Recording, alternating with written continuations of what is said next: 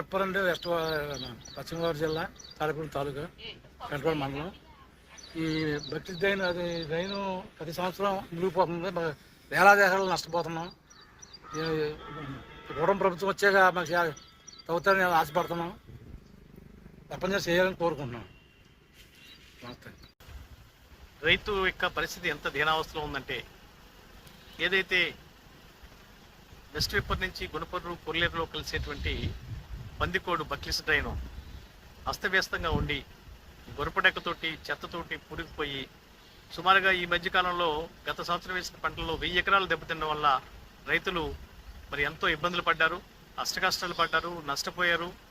మరి అటువంటి పరిస్థితుల్లో ప్రభుత్వం స్పందించి ఈ మురుగు కాలువ డ్రైన్ ఏదైతే ఉందో ఈ పందికోడు డ్రైన్ని సత్వమే తవ్వించాలని చెప్పేసి తవ్వించి రైతులకు అనేక వేల ఎకరాలు ముంపు గురవడంలో ప్రధాన పాత్ర ఈ డ్రైన్ పోషిస్తుంది.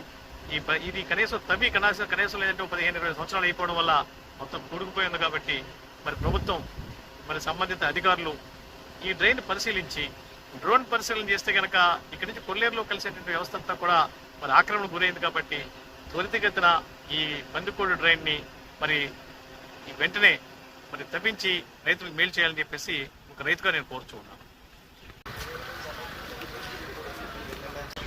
పండుగ పెట్టుకోనండి. మీరన్నా కూడా మాట్లాడుతాను, నేను మొన్న కూడా మాట్లాడి కింద ఇప్పుడు కొల్లేరులో చేర్చాలి.